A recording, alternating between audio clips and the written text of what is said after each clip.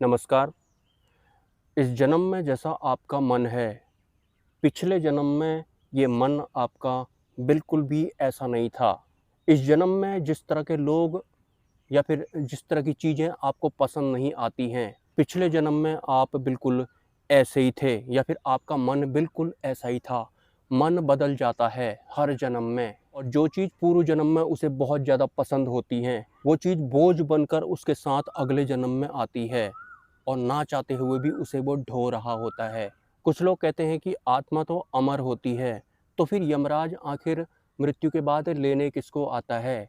और आत्मा को तो दुख दर्द होता है नहीं, तो फिर यमराज किसको ले जाता है? यमराज हमको ले जाएगा या नहीं, इसके ऊपर हमारा वो जीवन डिपेंड करता है। अगर हम मन बुद्धि चित्त अहंकार से ऊपर ही नहीं उठ पाएंगे तो सिंपली इसका जो तामझाम होता है उसे यमराज ले जाता है। आत्मा तो सर्वत्र होती है, सर्वज्ञ होती है, उसे कोई टच नहीं कर सकता है। मतलब जीव जिसके प्रभाव में सबसे ज़्यादा होता है, मन बुद्धि चित्त अहंकार के ही होता है, मैं मेरा के ही होता है, तो उसे ही यमराज ले जाते हैं। और मन बुद्धि चित्त अहंकार से जो ऊपर नहीं उठेगा तो सिंपली फिर वो किस तरीके से पैदा होता है आपको पता ही है। मतलब इस शरीर का जन्म होता कैसे है आपको पता ही है। मतलब अगर हम काम क्रोध लोभ मोह भय से ऊपर नहीं उठ पाएंगे तो अगला जन्म हमारा बहुत ही गलत तरीके से गलत हिसाब से होगा। मतलब हमारा जीवन ही ऐसा था कि हम बहुत ही गलत जगहों से पैदा हो रहे हैं इस शरीर के रूप में। तो हमको जब तक ये जीवन है उससे पहले ही मन बुद्धि चित्त अहंकार से ऊपर उठ जाना है, अदरवाइज फिर यमराज इनको ही लेने आते हैं। एनीवेज मैं आज के इस वीडियो में मन के विषय में बात कर रहा था। तो ये जो मन होता है इसका डेवलपमेंट कैसे होता है। जैसे हम इस दुनिया में आए, शुरुआत में तो हम बहुत छोटे होते हैं, नादान होते हैं, हम शुरू में दुनिया को देख रहे होते हैं।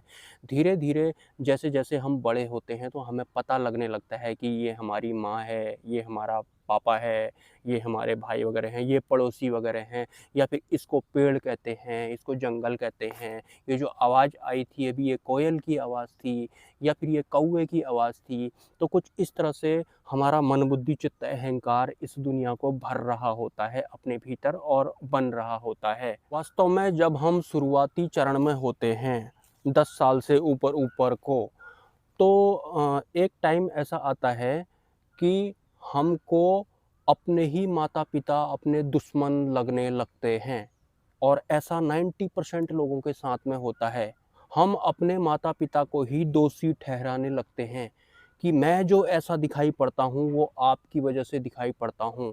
मेरे पास जो पैसा नहीं है या फिर मैं जो गरीब हूँ वो आपकी वजह से मैं ऐसा हूँ। आपकी वजह से मेरी ज़िंदगी में ऐसा हुआ है, फिर आप लोगों की वजह से मेरे को दुनिया इस तरह के ताने देती है। क्यों होता नहीं है क्या ऐसा? शुरुआती चरण में हम अपने ही माँ-बाप को अपना दुश्मन नहीं समझने लगते हैं क्या? ये पड़ाव तो लगभग 90% लोगों के जीवन में आता ही आता है। हमें अपने माता-पिता ही अच्छे नहीं लगते हैं कुछ समय बाद, जैसे-जैसे हमारे मन का विकास होता है। अगर किसी ने मुझसे बोल दिया कि मैं अच्छा नहीं दिखाई पड़ता हूँ, तो उसमें भी हम अपने माता-पिता को दोषी ठहराते हैं कि आपकी वजह से मैं ऐसा दिखाई पड़ता हूँ।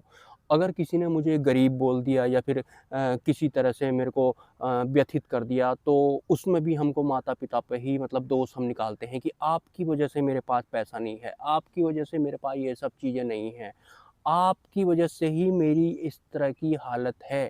टोटल मिला कर के जो मेन फ़ॉल्ट हम निकालते हैं, अपने माता-पिता का निकालते हैं, वो मन हमारा बन रहा होता है।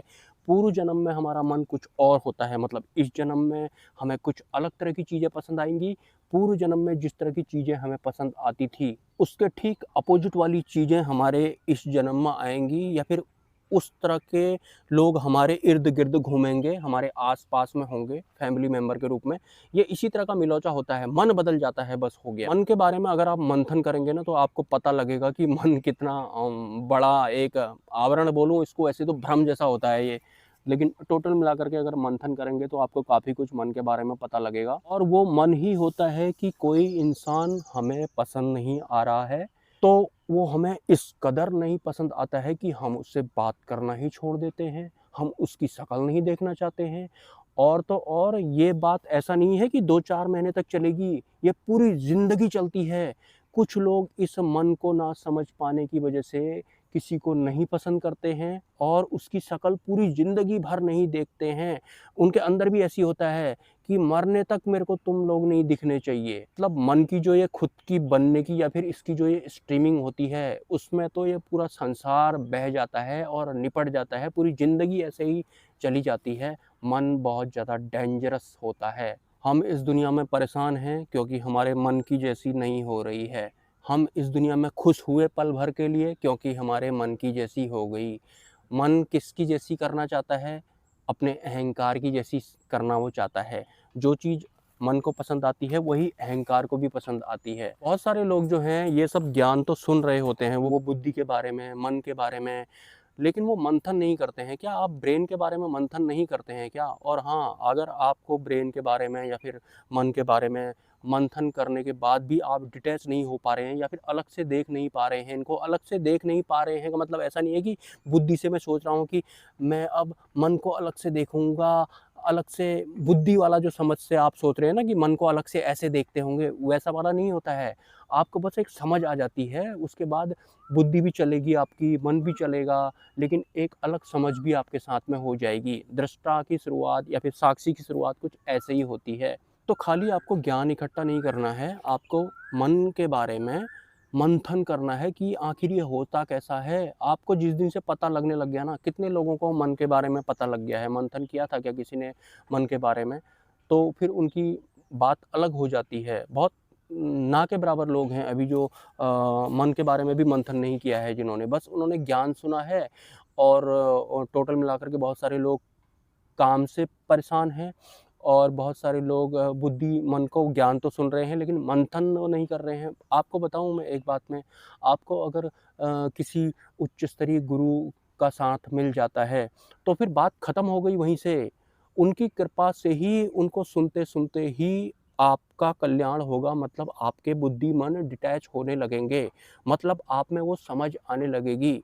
तो उससे पहले आपका यही बुद्धिमान रोड़े अटकाता है। आपको नहीं पता है आप किसको जी रहे हैं अनादिकाल से, इसी बुद्धिमान चित्त अहंकार को। जब आपको पता है कि हमारे ये वाले गुरु श्रेष्ठ गुरु हैं, इनके आगे कुछ नहीं है, इनके पास परमात्मा है, हमको इनके जैसा होना है। वास्तव में हमारे भीतर से हमारे गुरु को प्रकट होना है और हमारे गुरु हमारे भीतर प्रकट होंगे, उसमें मेरी कोई कोशिश काम नहीं आएगी। लेकिन मैं कम से कम रेडी तो होना चाहिए कि मेरे साथ आने वाले फ्यूचर में ऐसा हो, मैं अपने तरफ से ही रोड़े ना अटका दूँ। तो इस वजह से मुझे गुरु पर पूर्ण विश्वास होना चाहिए और हमको समर्पण करना है। समर्पण के बारे में भी मंथन करना आप ज़रा। समर्पण अगर आप करना चाहो, आपको मिल गए एक गुरु, तो कैसे करोगे आप समर्पण? लोगों ने पहले से ही अपने आप को इतना कुछ माना होता है, इतना कुछ इकट्ठा करा होता है, ज़िंदगी का एक्सपीरियंस का भाड़ा-कूड़ा उन्होंने इस दुनिया का, संसार का, कि वो समर्पण भी नहीं कर पाते हैं। उनको लगता है कि मैं पता नहीं क्या खोज बैठूँगा। आपको किसी को भी कोई काम-धंधा नहीं छोड़ना है, आपको अपने देश में ही रहना है जहाँ आप रहते हो। आपको इंडिया आने की ज़रूरत नहीं है। जो लोग वहाँ के हैं, जो कह रहे हैं कि क्या मैं यहीं आऊँगा तो ही होगा, आपको छुड़ाना सीखना है। छुड़ाना कैसे पता है? आप ये मन, बुद्धि, चित्त, अहंकार जो हैं, इनसे एक्सप्लोर आप हो रहे हैं। मतलब इनका उकेरा चल रहा है एक तरह से आपके अंदर में, यही आपका जीवन है। लेकिन ये सब आप देख पाएँ, इसके लिए आपको गुरु की ज़रूरत पड़ती है और वो गुरु आपको, मैं अगर बोल दिया ना कि ये सर्वश्रेष्ठ हैं, तो आपको मान लेना है। कैसे भी मानो, बुद्धि से मानो या ना बुद्धि से मानो, मान लो और उसके बाद आपको समर्पण करना है। बस कोई अन्य गुरु के तरफ ना ही जाओ तो अच्छा है, क्योंकि एक सर्वश्रेष्ठ गुरु मिल गए तो फिर कहाँ इधर-उधर जाने में आप लगे हुए हो। और हाँ, एक इंसान बहुत सारे गुरु भी बना सकता है, लेकिन जिन गुरु के बारे में मैं आपको बताऊँगा ना, उनके बाद आपको किसी अन्य गुरु की ज़रूरत नहीं पड़ेगी, ना ही पीछे वाले, ना ही आगे वाले, क्योंकि उनके पास सब कुछ है एक साथ। आपके पीछे वालों का हिसाब भी और आगे वाले का हिसाब, मतलब आपका जो वास्तविक स्थिति होगी, आत्मस्वरूप होना, वो सब भी उन्हीं के पास में है।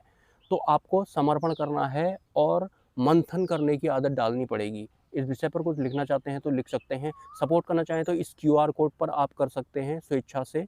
50-60 हज़ार लोग तो हैं ही, तो मुझे भी थोड़ा फाइनेंशियली हेल्प मिल जाएगी। मिलते हैं किसी नेक्स्ट वीडियो में। नमस्कार, हैव अ नाइस डे। जय स्वामीनारायण।